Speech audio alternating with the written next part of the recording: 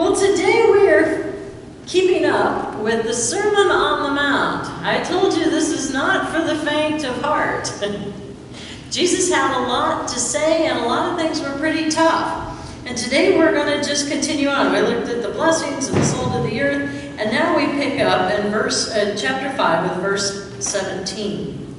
He says, "Do not think that I have come to abolish the law or the prophets. I have not come to abolish them, but to fulfill them. For truly I tell you, until heaven and earth disappear, not the smallest letter, not the least stroke of a pen will be by any means disappear from the law until everything is accomplished.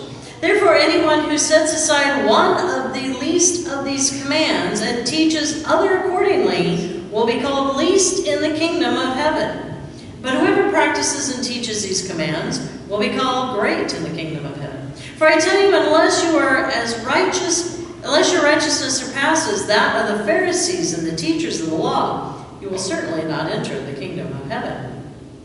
You've heard what it is said to the people long ago, you shall not murder. Anyone who murders will be subject to judgment. But I tell you that anyone who is angry with his brother or sister will be subject to judgment. Again, anyone who says to his brother or sister, Raka, which means you unworthy, is answerable to the court. And anyone who says you fool will be in danger of the fire of hell. Therefore, if you're offering your gift at the altar and there remember that your brother or sister has something against you, leave your gift there in front of the altar. First go and be reconciled to them, and then come and offer your gift. Settle matters quickly with your adversary who is taking you to court. Do it while you're still together on the way, or your adversary may hand you over to the judge, and the judge may hand you over to the officer, and you may be thrown into prison. Truly, I tell you, you will not get out until you have paid the last penny. Adultery. You've heard what it was said, you shall not commit adultery. But I tell you that anyone who looks at a woman lustfully has already committed adultery with her in his heart. If your right eye causes you to stumble, gouge it out and throw it away. It is better for you to lose one part of your body than your whole body to be thrown into hell. If your right hand causes you to stumble, cut it off and throw it away. It is better for you to lose one part of your body than for you to lose your whole body and go into hell. Divorce, it has been said, anyone who divorces his wife must give her a certificate of divorce. But I tell you that anyone who divorces his wife, except for sexual morality, makes her the victim of adultery, and anyone who marries a divorced woman commits adultery. Oaths. Again, you have heard what it was said to people long ago, do not break your oath, but fulfill to the Lord the vows that you have made. But I tell you, do not swear an oath at all, either by heaven, for God's name, God's throne, or by the earth, for it is his footstool, or by Jerusalem, for it is the city of the great king. And do not swear by your head, for you cannot make even one hair white or black. All you need to say is simply yes or no. Anything beyond this comes from the evil one. You have heard that it was said, an eye for an eye and a tooth for a tooth, but I tell you, do not resist an evil person. If anyone slaps you on the right cheek, turn to them the other cheek also. And if anyone wants to sue you and take your shirt, hand over your coat as well. If anyone forces you to walk 1 mile, go with them 2 miles.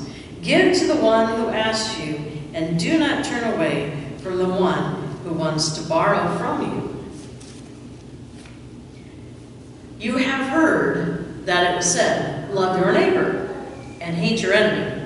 But I tell you, love your enemies and pray for those who persecute you, that you may be children of your Father in heaven. He causes his sun to rise on the evil and on the good. He sends rains to the righteous and the unrighteous. If you love those who love you, what reward will you get?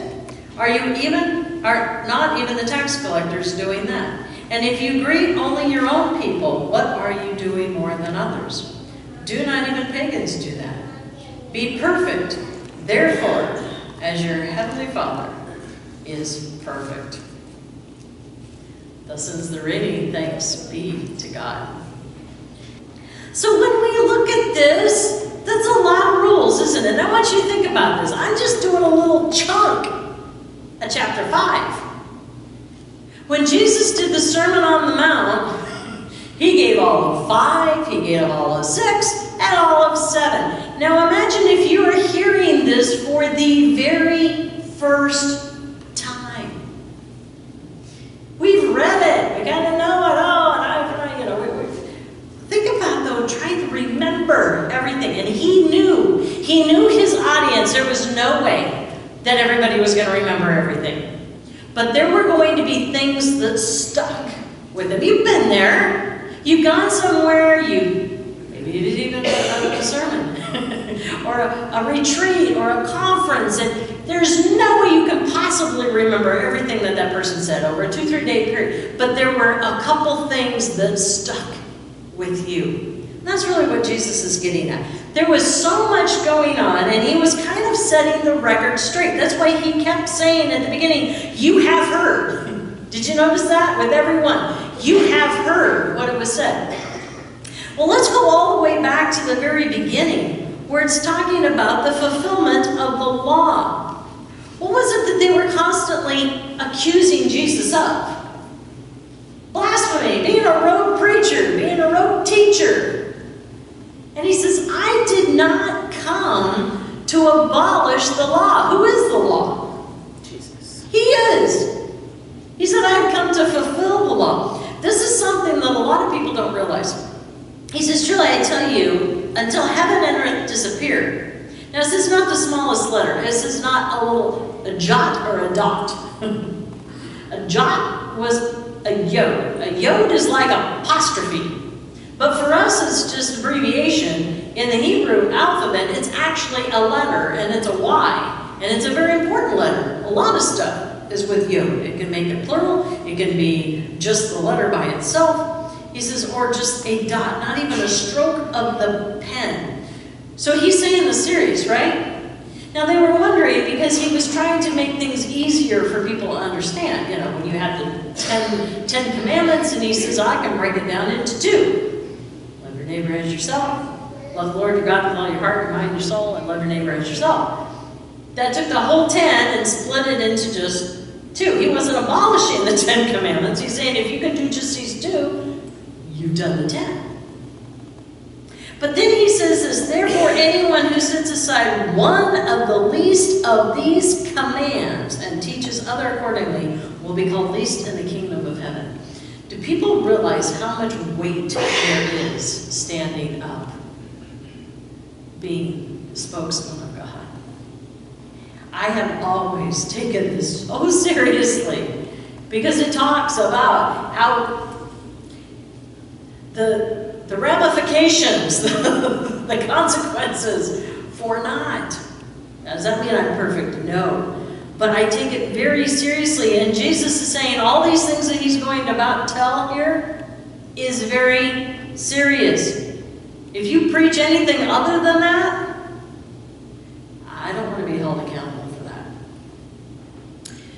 So he's saying basically, when we're dealing with this is not an a la carte. I think that's the problem. We have too many people in our culture and our society, and this has been going on for decades, where we kind of look at this as a buffet, right? The scriptures are Bible bingo or a buffet. We can pick a la carte. We can pick and choose the ones we like, the ones we want to observe, but the ones we don't like, well, we either ignore it or we change it to the way to suit our lifestyle or the way whatever we want. Jesus says, nope, you can't pick and choose. It's all or none. And he is taking that bar. He's saying, if you want to be my follower, the bar is up here. Now, it is impossible for us as humans to hit that bar. And that's what he's talking about. He keeps talking about the righteousness. On our own, there is no way we can even come close. But with Christ, that's what we can do it. And that's what we strive to do. So he gets into the murder and reconciliation, and you've probably heard that. And a lot of people are like, if you murder anybody. Actually, in Hebrew, what it was saying was premeditated murder. There's a difference, because there's times that you have to go to war. There's times that you don't really have a choice. But this is What Jesus is getting at is this murder is the murder of the heart and the mind. You have been plotting it. You have been thinking about it. And he says, but I tell you that anyone who's just angry with his brother or sister.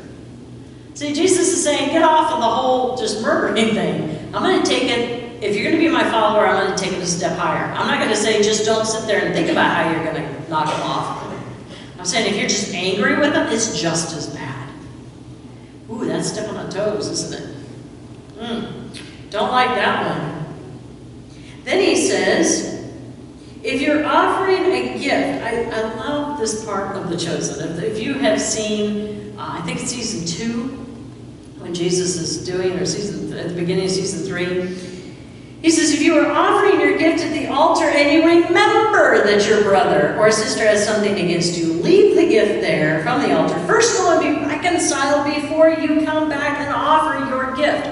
There's a spot there with Matthew because he was a tax collector. And so his family had disowned him because he had turned his back basically on the Jews. And he was listening to this, and that was one of the things that stuck with him. Because he had not been reconciled with his parents at all this whole time, and it was really, really driving him nuts. And he just kept ruminating on that. And if I can't give my offerings, I can't give my sacrifice at the altar, I can't do this if I am still harboring unforgiveness, if I have not asked. Have you thought about that? Coming to church, giving of your tithe, giving of your time. You're doing it for who? For you or for God? Exactly.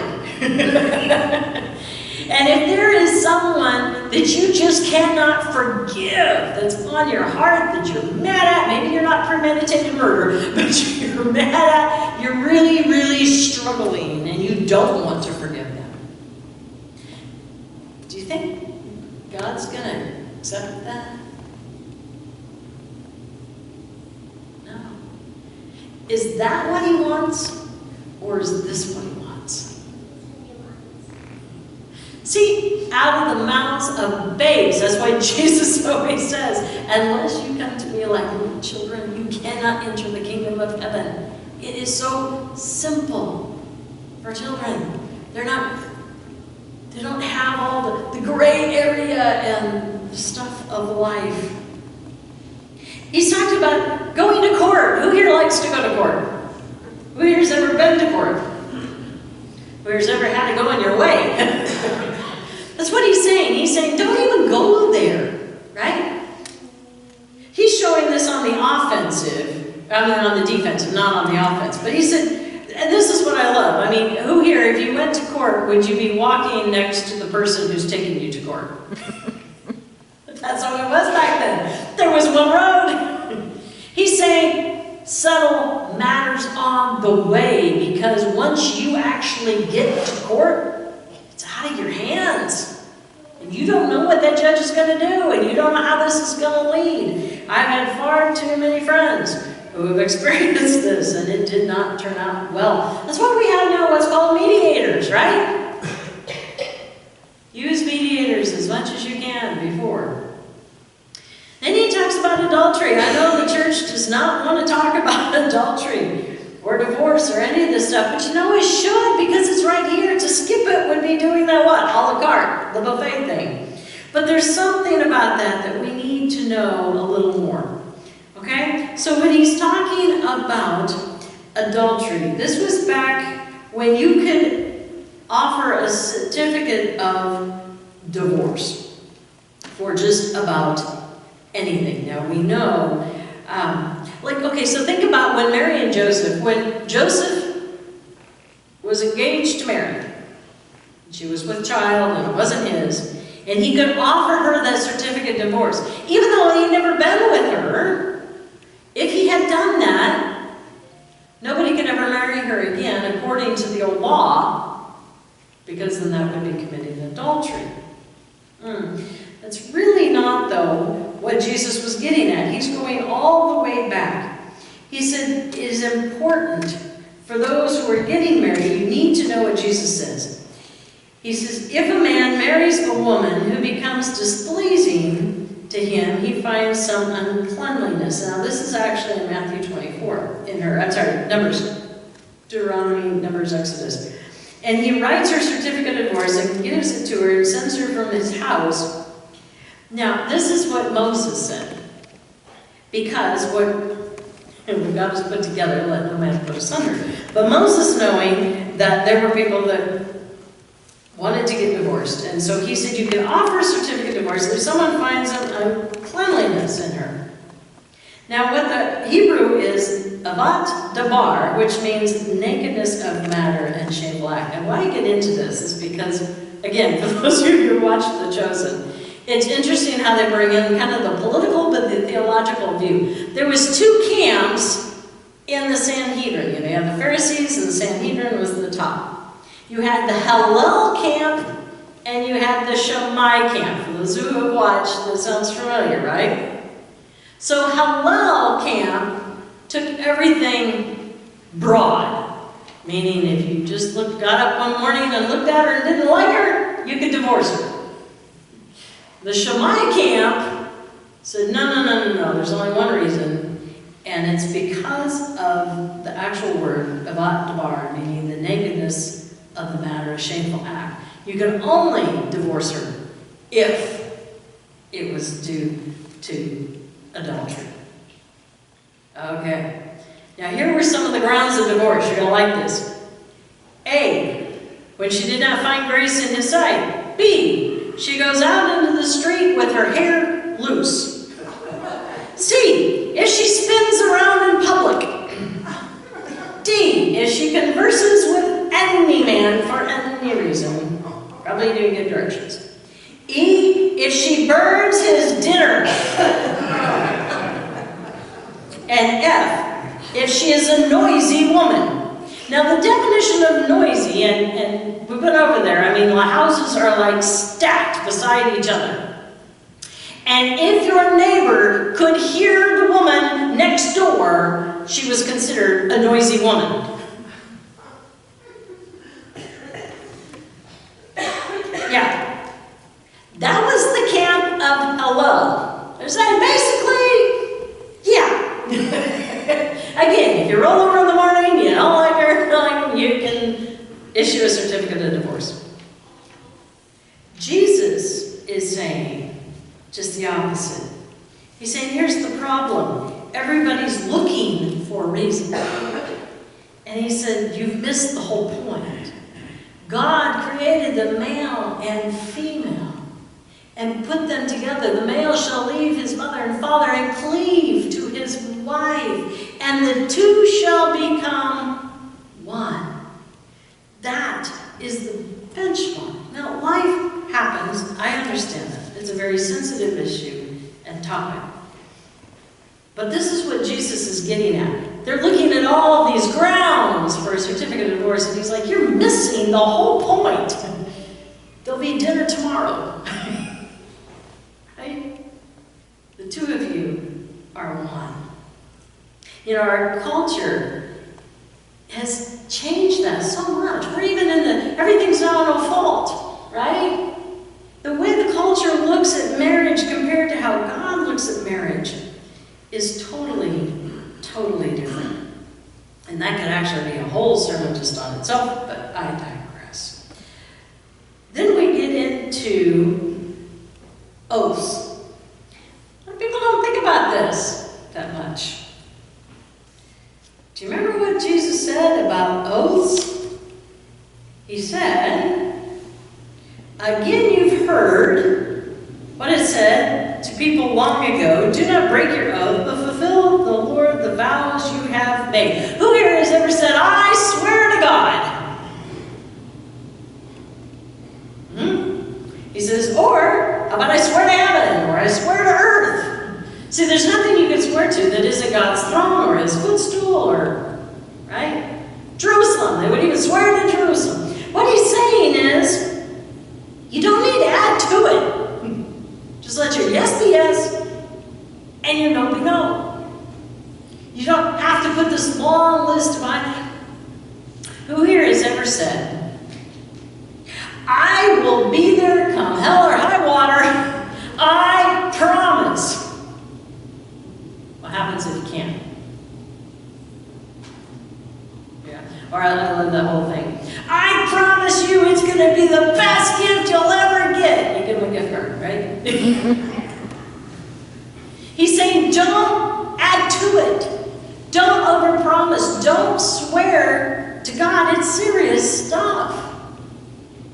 To me, I kind of almost see making oaths the same as taking the Lord's name in vain. So just let your yes be yes and your no be no. Then he says, you've heard what it was said, an eye for an eye and a tooth for a tooth. What is he talking about here? Well, that was Old Testament, right? And why was it? Here's the problem again. It was taken completely out of context. When this was written for Moses, when he did this, it was for like the higher government.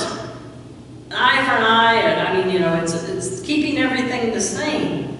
But this was never supposed to meant for individuals, for people. Doesn't mean that if I knock your tooth out, you get to come over and knock my tooth out. But that's how they had changed this. They had brought it down onto a local, individual level that it was never supposed to be. And Jesus is saying, no, the whole point is I don't want you to retaliate. What is he really worried about? The heart. He's saying because if you are holding something, who here knows the Hatfield McCoys? I mean, I'm young and I've heard about that, right? It's family rivalry. That was old Westerns. But it was like, if you shot my papa, I'm going to go and shoot yours. And then if I shot yours, then you're going to come and you're going to shoot someone else in my family. And then I'm going to go and I'm going to shoot some. It's that back and forth, back and forth. When does it stop? That was never supposed to be the thing. What you're doing is you're harboring this uncontrollable rage, which is what? Premeditated murder? Kind of goes back to that. It's a premeditative something to harm someone. Jesus says no. He's saying, now here's another one. We say, well, but this seems weird because he says, if somebody hits you on the cheek, turn the other cheek. He says, if they hit you on the right cheek, turn the other cheek. This is where this becomes a little different. Again, this is what was going on in the Hebrew. If you're right-handed, which most people are, and you go to cold clock someone, are you going to hit them on the right side? You're going to hit them on the left side. Oh, so what was Jesus really saying? How would you hit them with your right hand on the right side? Be like a backhand, right? Who here's ever heard of a backhanded compliment? That's what he's talking about. When someone backhands you, when someone says something to you that emotionally hurts you so much, and you want to retaliate, you're saying, oh, turn in the cheek. Walk away. He's not saying if somebody comes up with a baseball bat and hits you on one side that you can turn the other side. That is not the point at all. He says, don't return insult for insult. Just walk away. We talked a little bit about this a couple weeks ago with Facebook. Who here's ever gotten into a Facebook war with somebody? Posted something, or you said something on a post, and then they send something back, and then all of a sudden you get back and forth between them, and you're just throwing insults, you're throwing. That's one of those things that just scroll on by, right? Walk away. What happened to Jesus? He was constantly insulted. He was called a drunkard. He was called a glutton. He was called a madman. He was called illegitimate. He was called a blasphemer. And what did Jesus do? He said nothing. However, though, we do know that he didn't tolerate evil. He overturned money changers. In 1 Peter 2:23, the Mosaic law said your tunic. This is what he said. If somebody asked for your tunic, give them your coat. Okay, the tunic would be like the shirt. So if somebody's wanting literally the shirt off your back, if they're going to sue you for your shirt, there was a law that said they could not take your coat. You could sue for a shirt, but you couldn't sue for a coat. And Jesus is saying, if they want your shirt, give them your coat. Now think about it. As we talked about with the kids, what would that do to the perpetrator who is so mad at you that he wants to see you give up your shirt? And you go, okay, here's my coat. That takes all the steam right out of their shit, doesn't it? All of a sudden, the tables have been reversed. Then he talks about if somebody asks you to walk a mile, go two. Okay, you got to know what was going on at the time. Who was in charge of the Jews? The Romans. And they had a law that said if you were out walking and a Roman soldier came up to you and tapped you on the shoulder and said, carry my stuff, by law, you had to walk up to a mile with that Roman soldier carrying all of his stuff. But he could only ask you to go a mile. Did a really good job of the chosen on this one. A bunch of Roman soldiers came up to him and, it was disgraceful and everything. And Jesus said, no. And the disciples felt horrible. Oh, you can't carry that. Let us carry it. Jesus says, no. And he put the helmet on. They put the helmet on his head, and he was carrying the spear, and he was carrying the backpack. And they went the full mile. And of course, the Roman soldiers were making fun of him, and they were chiding him and everything because they knew that it was degrading. And they get to the end of the mile, and Jesus keeps walking. And they go, whoa, wait a minute. No, we can only make you go a mile. And he says, well, aren't your barracks another mile down the road? Well, yeah, but the law says, we can only go. He says, you're not forcing me. I'm agreeing to do this for you. And so they all started walking, and it was so funny the way they did it, because, the soldiers, after a while, they're kind of like taken back, and then they're like, they feel bad, and they're like, well, here, no, let me take that. And they're like, well, that wouldn't look very good if we go walking into the barracks with you carrying our helmet, and they're taking everything from them. Jesus had flipped the tables on them. Which brings all of this back to love your enemy. See, in the Old Testament, it was hate your enemies. Love your neighbor, but hate your enemies. Well, how hard is that? If you like your neighbor, right? It's like saying you love your family, if you like your family. Jesus is saying, no. What good is that? To love people that you already love, to be nice to them. He's saying, I tell you, love your enemies. Now, when he uses the word love in Greek, of course, there's 4 loves, right? And he actually uses agape, which is unconditional love. Now, this is where it'll hit you right between the heart. Not only is it the highest kind of love, it's love that God has for us. And I want you to think about this. Until you came to know Christ, until you gave your life to him, what were you? You were an enemy of God by the very fact that we are born into a sinful nature. Let that soak in for just a minute. Jesus is asking us to love our enemies the same way that God loved us while we were still his enemy before we accepted him. Ooh, that really brings it a lot more personal, doesn't it?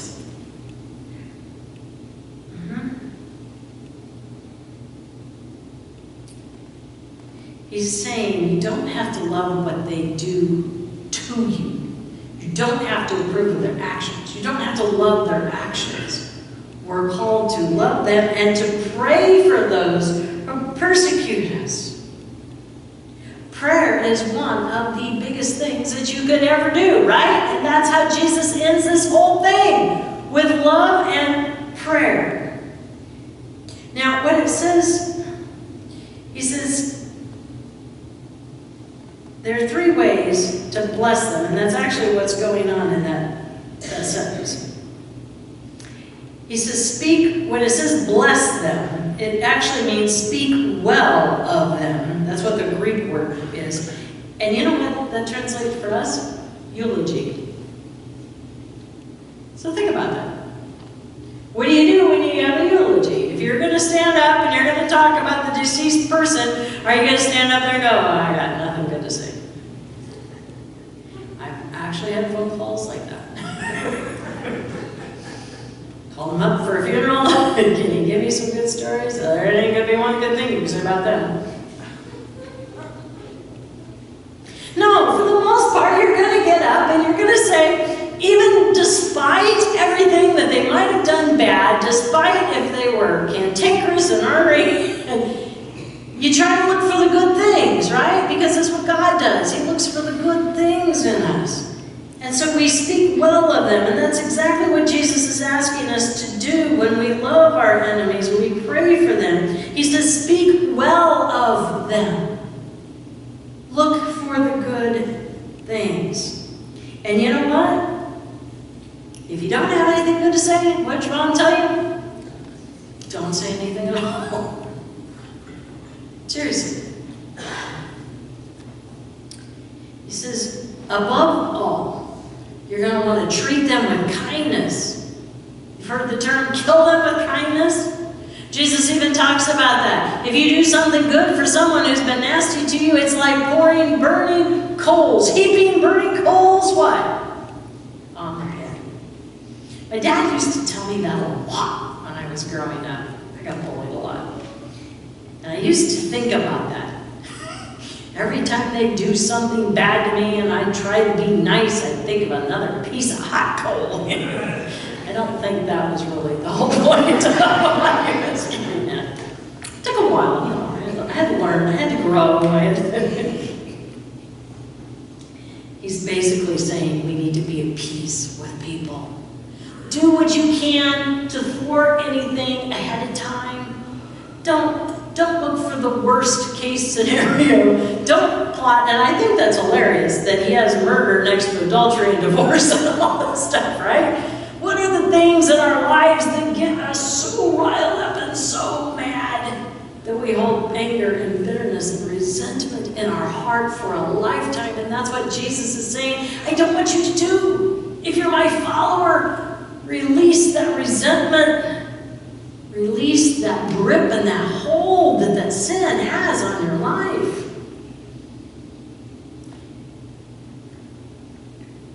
Because when we pray for that person, we're actually releasing them to God. We're not saying that what they did is right. We're not condoning it. We're not accepting it. We're just saying that, what is it? Let go and let God. You cannot control anybody else. You can only control yourself. Didn't learn that until we got her. You can't control, and I don't mean that in a bad way, but I learned a very valuable lesson. You would think as a parent that you can control your child. You can't control anybody. You can force them to comply, but that doesn't mean that you control them. You can make consequences so bad that they'll give in, but you haven't controlled the heart. You haven't controlled the mind. See, that is called free will. What Jesus is saying, when you pray for your enemies, you are praying for their very soul. Because if you're not praying for their soul, who is? And if Jesus doesn't get their soul, well, they're not going to be in heaven. And then at the end, he says, you shall be perfect, just as your Father is perfect in heaven. What is he saying? He's calling us to complete, whole, and mature. That's the bar. When we try to reach reach that bar with Jesus, that righteousness, is when we are fully whole, we're fully forgiven, and we're mature enough to understand that a lot of the things that we let grip ourselves here in life are just not worth it.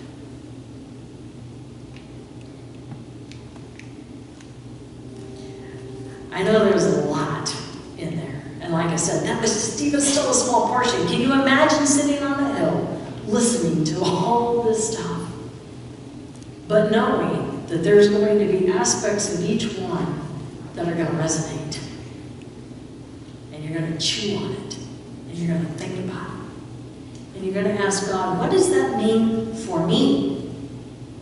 What is it that I need to release? What is it that I need to do to reach that bar?